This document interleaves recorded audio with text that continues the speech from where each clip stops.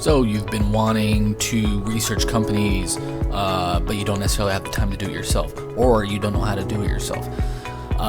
In this series of videos, I'm going to be going step by step through my entire process from beginning to end on how I find companies, what I look for when I do my initial research on the companies, if they pass my initial research, how do I value and evaluate them after reading their financial statement. I will go step by step, including valuations when we get to that point, and how to evaluate companies.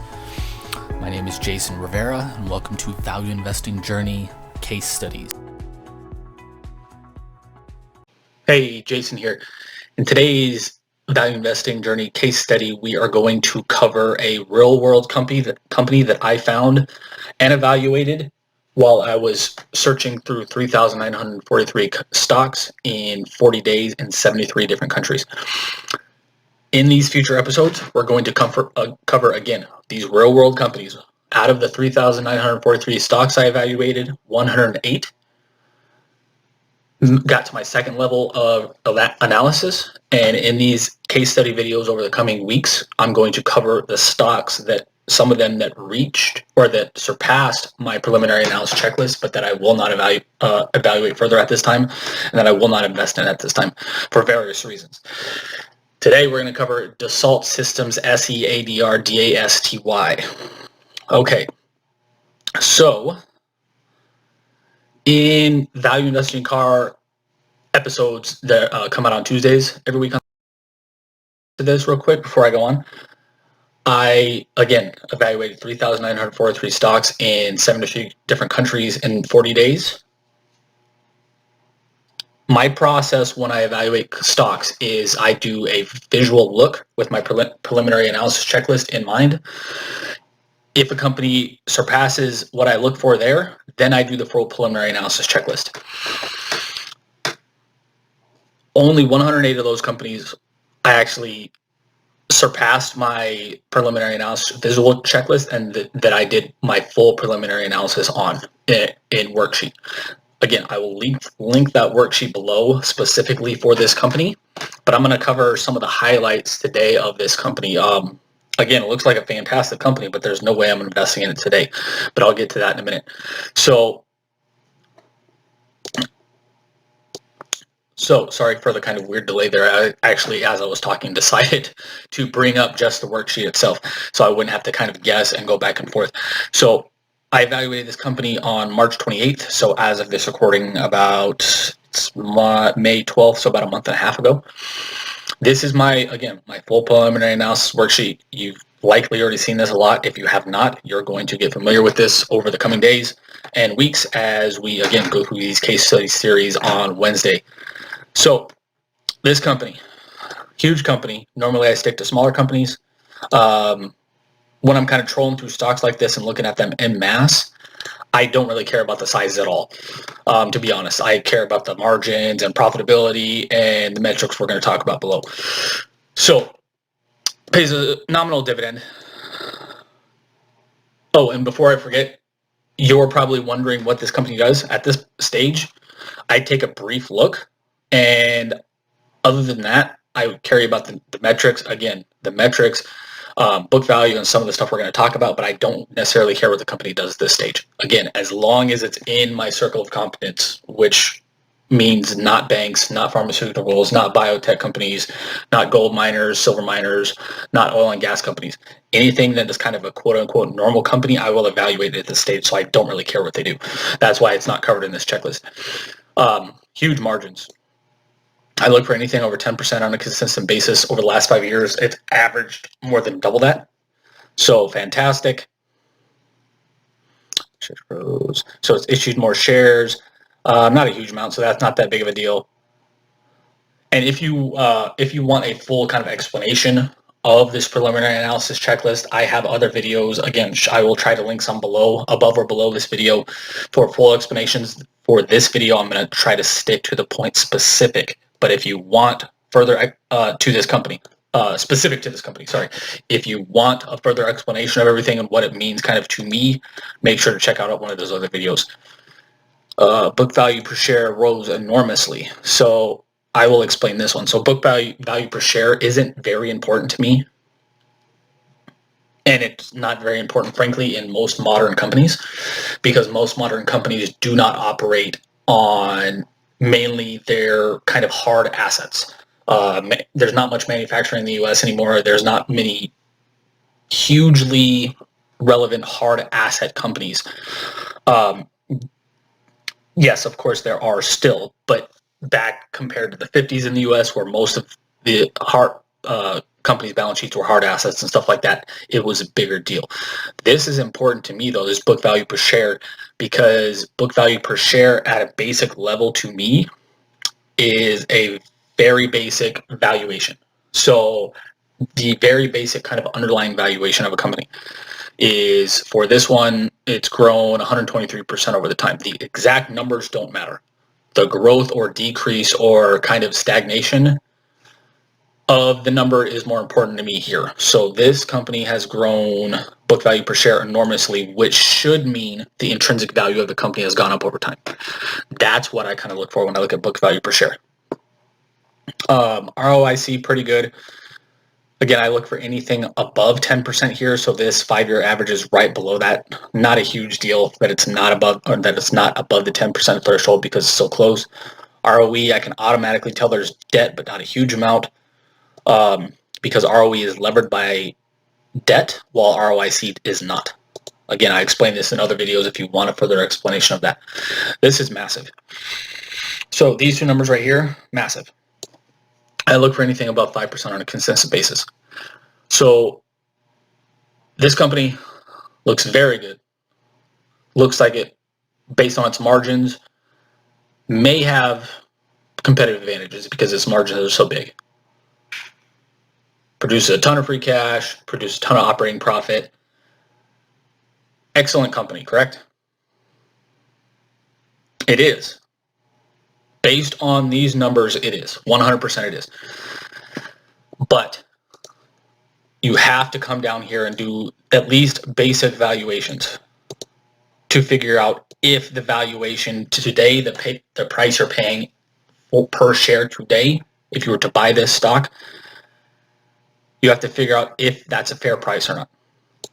Hopefully it's undervalued at least, or at worst, hopefully it's a kind of fair value. For great companies like this one, again, probably has competitive advantages due to its high margins.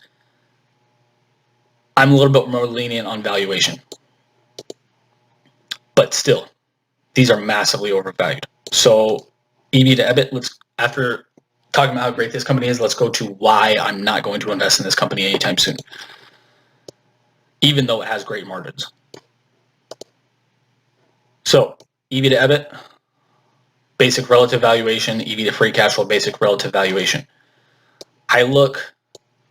This is enterprise value, this is free cash, or this is EBIT, or operating income, this is free cash flow here, this is enterprise value again.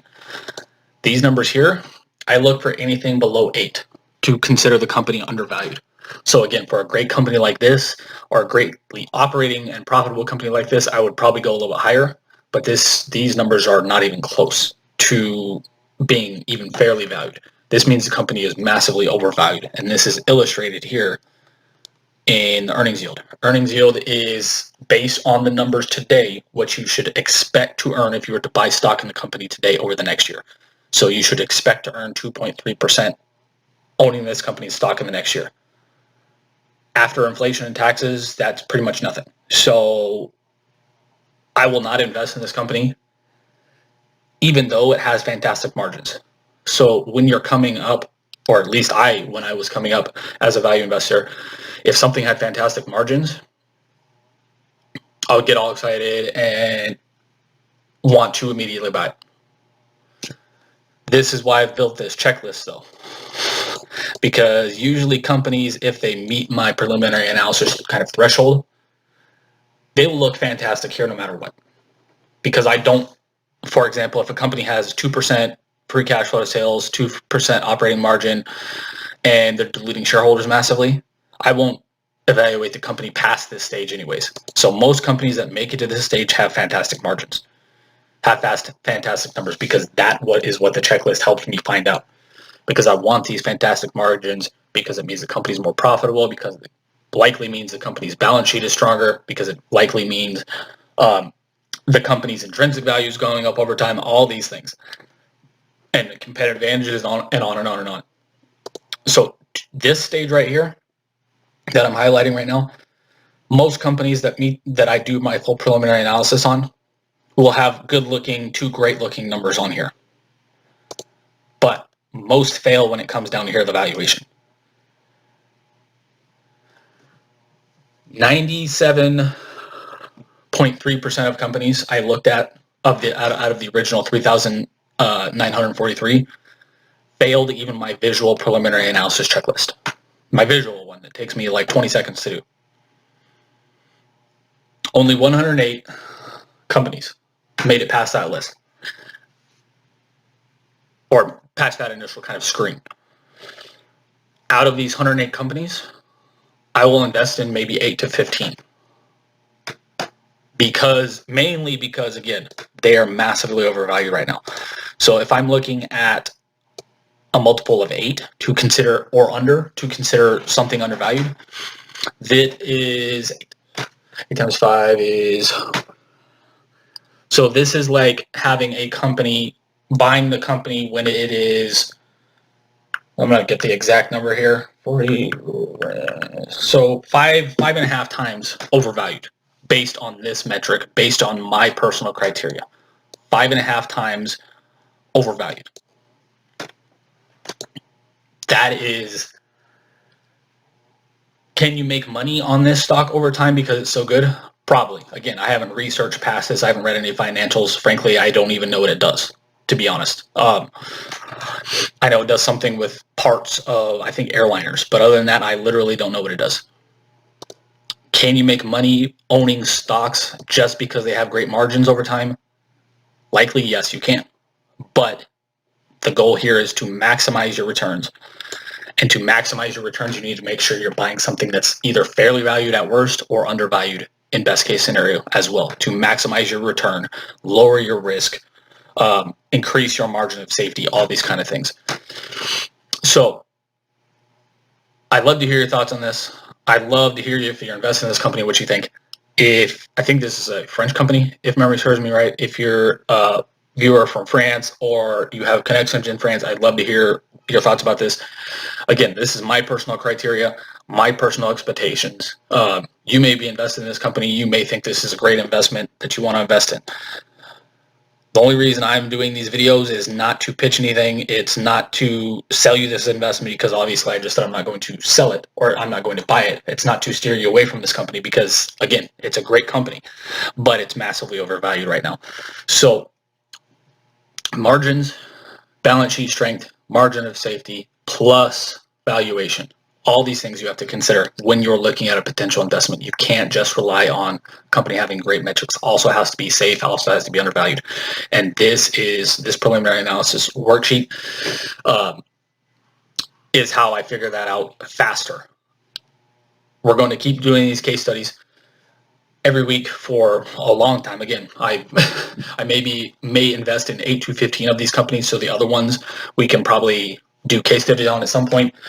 I'd love to hear your thoughts on this. If you want to keep seeing content like this, if you want to see companies I'm really are looking at in a real world sense right now, to get an idea of what I'm looking at, where I'm looking at, what kind of things I require. If you have any questions, let me know. I would love to answer them and love to help you along your own value investing journey. That's what this entire website is for. So until next time, actually, sorry. If you're watching on YouTube, make sure to like, love, share, subscribe. I almost forgot that part. And hit the notification bell, because we're releasing new videos all the time. And like I said, we're going to keep doing these case study videos as well. Seems like most people love these kind of case study videos. So if you like these kind of videos, make sure to subscribe and you'll get notified anytime we release them. If you want the preliminary analysis checklist, that should be linked below this. Also linked below this should be preliminary analysis explanation video, where I go through this kind of more fully and explain things more and why they're on the list, what they mean, why they're important, that kind of stuff. All that stuff is free and all these things should be below this video as well. Again, thanks for watching. Have a great day. Talk soon. Bye.